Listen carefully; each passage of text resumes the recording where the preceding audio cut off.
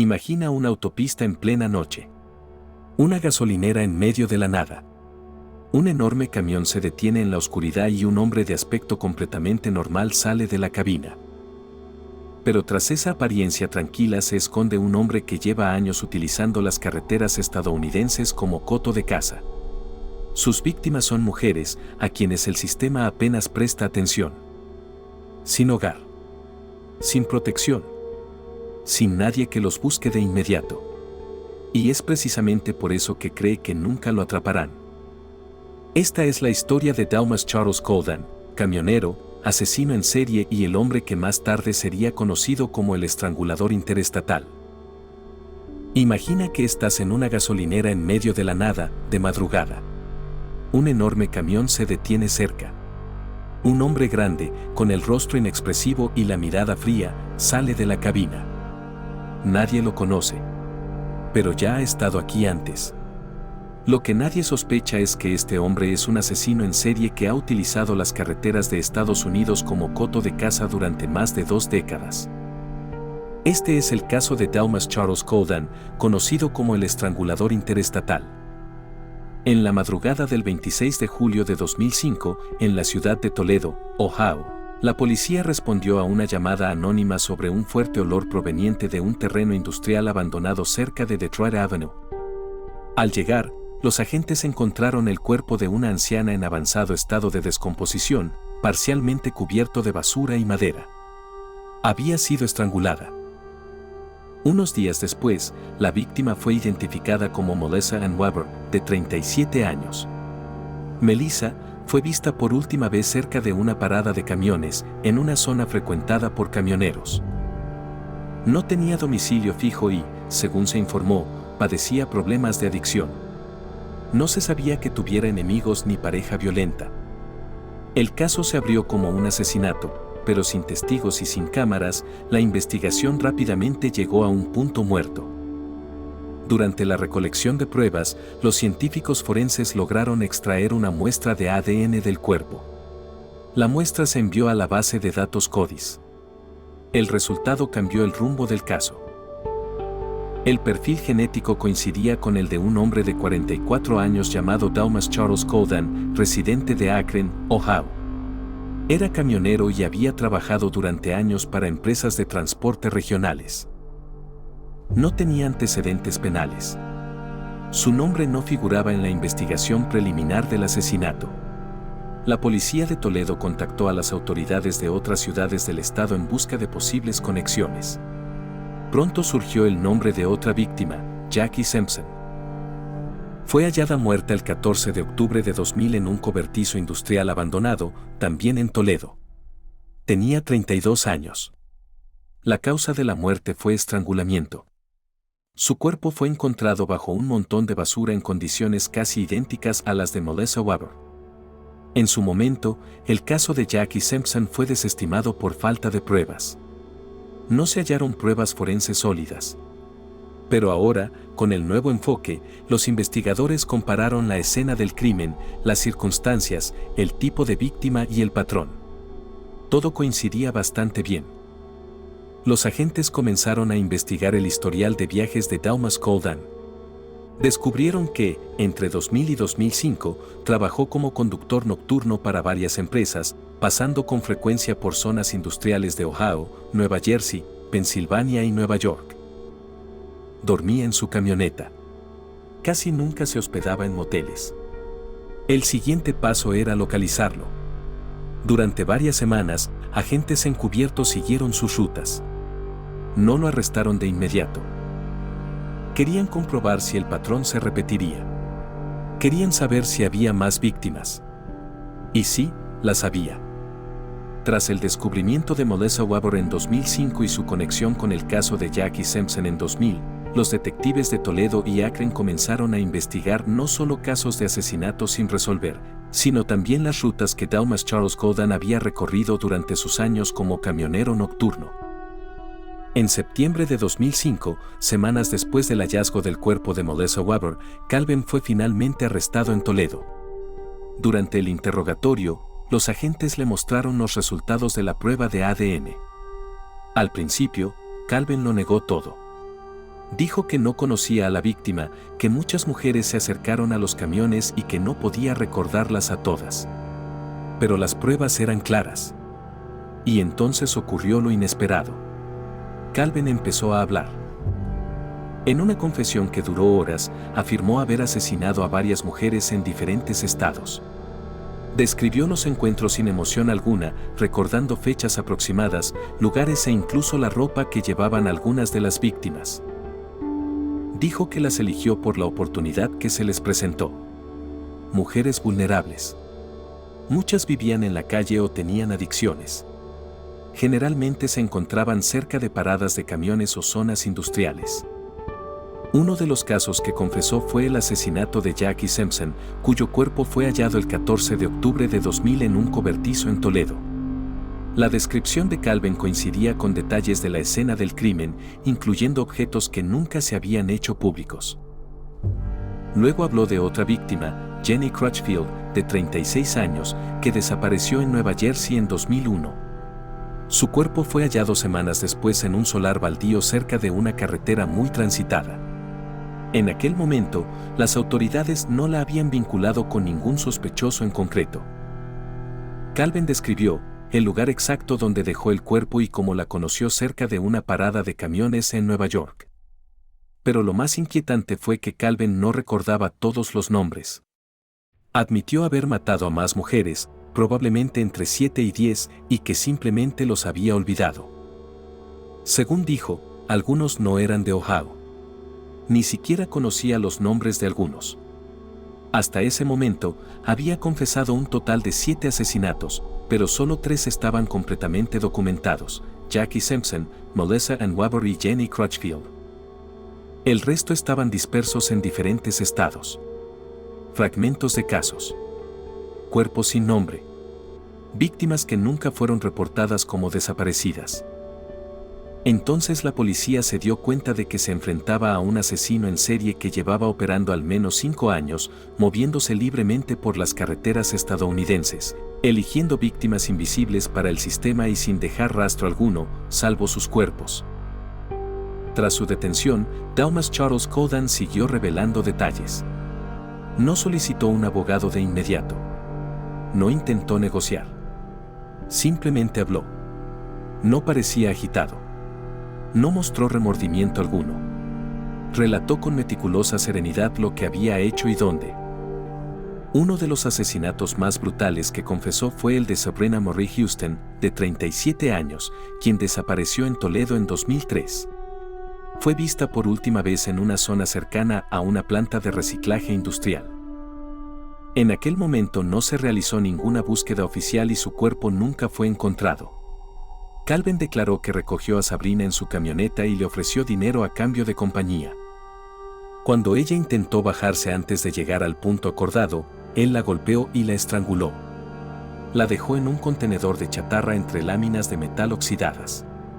Años después, retiraron el contenedor sin que nadie supiera que había un cadáver dentro. Así, poco a poco, los investigadores descubrieron que Calvin había operado casi sin ser detectado por el sistema. Se movía entre zonas marginadas y elegía víctimas que no generaban preocupación inmediata. Mujeres con adicciones. Sin domicilio fijo. Sin familia que pudiera presentar cargos ante las autoridades. Sabía perfectamente lo que hacía. Había investigado los lugares, las épocas y las personas que el sistema pasaba por alto con mayor facilidad. Calvin también admitió haber asesinado a una mujer afroamericana en Atlantic City en 2004. La recogió en una parada de camiones y la llevó por la Ruta 30 hacia las afueras de la ciudad. Según su relato, ella se quedó dormida en la carretera. Cuando despertó y pidió bajarse, él la estranguló con una cuerda que guardaba en el taxi. Luego arrojó su cuerpo en una zona pantanosa cerca de la autopista. No recordaba su nombre. Solo recordaba que llevaba una mochila roja y tenía un tatuaje en el hombro. Nunca la encontraron. Calvin también mencionó otro asesinato en Nueva Jersey, aunque no especificó la ciudad. Según declaró, la víctima era una mujer blanca que se ofreció a subir a su camioneta y luego desapareció. La dejó en un solar baldío cerca de un antiguo centro de distribución. cuando las autoridades intentaron verificar la información, no encontraron nada. No había ninguna alerta que coincidiera. No había ninguna denuncia oficial. Era como si esa mujer nunca hubiera existido. Lo que comenzó con el cadáver de Melissa Webber acabó revelando una cadena de muertes que se extendía a lo largo de casi una década y varios estados. Y eso era todo lo que Calvin estaba dispuesto a admitir. Mientras tanto, los detectives comparaban datos constantemente, buscaban coincidencias y revisaban archivos antiguos con una nueva perspectiva. Entonces surgió otro nombre, Tanya Renee English. Había desaparecido en Akron en 2001. Calvin negó conocerla, pero los registros mostraron que su camioneta había estado en la ciudad el mismo fin de semana en que Tanya desapareció. El lugar donde se encontró su cuerpo, una zona de descarga de trenes, era muy similar a otros lugares ya vinculados con él. La policía nunca obtuvo una confesión por este asesinato. Pero la lógica del caso ahora era clara. Calvin probablemente era responsable de muchas más muertes de las que podía o quería recordar. Con cada testimonio de Delmas Charles Coldan, los investigadores añadían nuevos casos posibles. Pero no siempre con certeza. Muchas veces no proporcionaba nombres ni fechas exactas. Solo recordaba detalles dispersos. El lugar donde se había detenido. Una prenda de vestir. El olor a zona industrial. O algún rasgo físico de la víctima. Pero bastaba para que los detectives reabrieran expedientes olvidados. Uno de esos casos fue el de Tanya Renee English, una mujer de 34 años que fue reportada como desaparecida en junio de 2001. Su cuerpo fue encontrado semanas después en Akron, cerca de las vías del tren, en avanzado estado de descomposición. La causa de la muerte fue estrangulamiento. No se encontraron huellas dactilares. En ese momento, el caso se cerró por falta de pruebas. En los archivos, Tanya era descrita como una mujer que a veces trabajaba como prostituta y tenía antecedentes de consumo de drogas, exactamente el tipo de víctima que normalmente no sería investigada a gran escala. Calvin nunca mencionó su nombre. Pero su ruta indicaba que su camión había pasado por Akron ese mismo fin de semana. Además, la escena del crimen coincidía con los patrones de otros asesinatos confirmados. Calvin también se declaró inocente del asesinato de Dawn Renee Smith, cuyo cuerpo fue hallado sin vida en 2002 en un edificio abandonado en Toledo. Su cadáver estaba parcialmente cubierto de escombros. La causa de la muerte fue estrangulamiento. No hubo testigos. Nadie vio a Dawn subirse a un vehículo. Pero días después, un testigo afirmó haberla visto hablando con un camionero en una zona cercana a la autopista. La descripción del vehículo coincidía con el modelo que Calvin conducía ese año. A pesar de estas coincidencias, Calvin se mantuvo firme. Si no recordaba, no lo admitiría. No aceptaría sugerencias. No cedería ante la presión. Solo hablaría de lo que creía recordar. Las autoridades se vieron obligadas a dejar varios casos sin confesión directa, a pesar de que el patrón era prácticamente innegable. Los escenarios. El modus operandi. La elección de las víctimas. La geografía. Todo apuntaba hacia él. Febere comenzó a revisar casos similares en Pensilvania, Nueva York y Maryland, donde Calvin también tenía rutas confirmadas. Pero el paso del tiempo, la falta de informes oficiales y la vulnerabilidad de muchas de las víctimas dificultaron enormemente la verificación.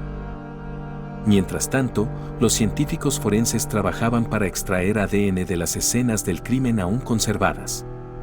Algunos restos no contenían suficiente material genético.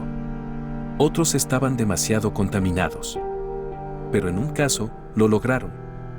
Se encontró el ADN de Calvin en una prenda de vestir hallada junto al cuerpo de una víctima no identificada en Toledo, descubierto en 2002. No tenía nombre.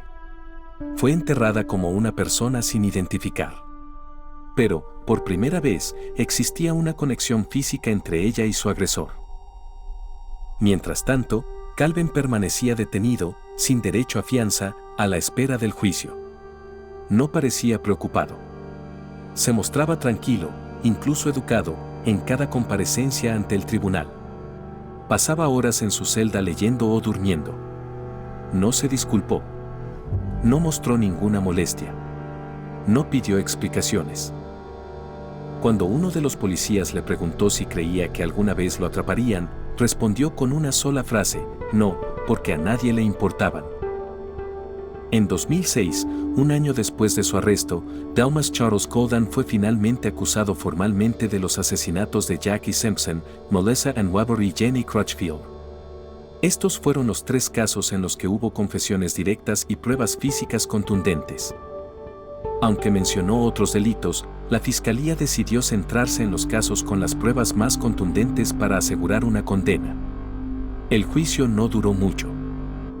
Calvin se declaró culpable de los cargos principales y aceptó una cadena perpetua sin posibilidad de libertad condicional. La fiscalía quería evitar un juicio costoso y traumático para las familias y centrarse en lo más importante, que este hombre jamás volviera a salir de prisión.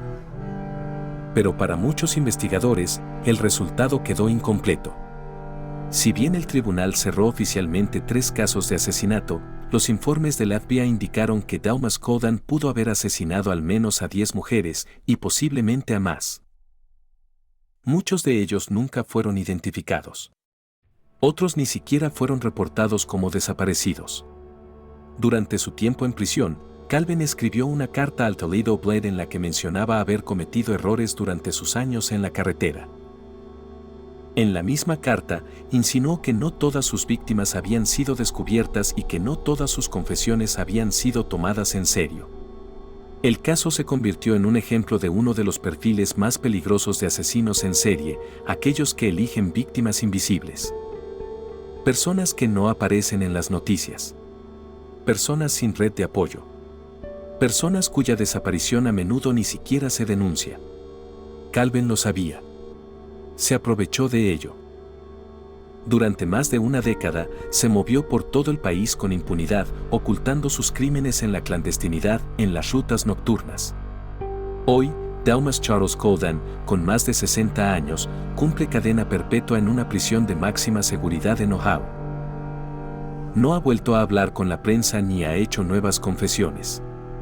Y aunque los tribunales han cerrado oficialmente 3 casos, muchas fiscalías estatales aún mantienen expedientes abiertos con nombres como Tanya Renee English, Don Renee Smith y al menos 4 mujeres no identificadas que siguen esperando ser reconocidas.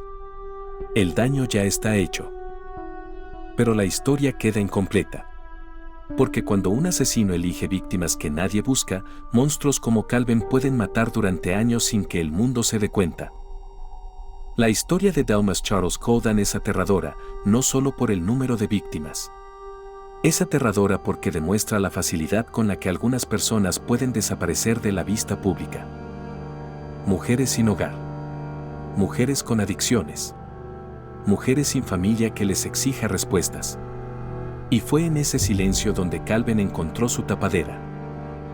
No se escondió en una casa oscura. Se escondió en las carreteras. En la cabina de un camión, en las autopistas nocturnas y en la indiferencia de un sistema que con demasiada frecuencia solo se da cuenta de sus víctimas cuando ya es demasiado tarde. Si este video te pareció interesante, suscríbete al canal. Aquí contamos historias de crímenes reales que muestran no solo el rostro del mal, sino también los errores del mundo que permiten que permanezca invisible.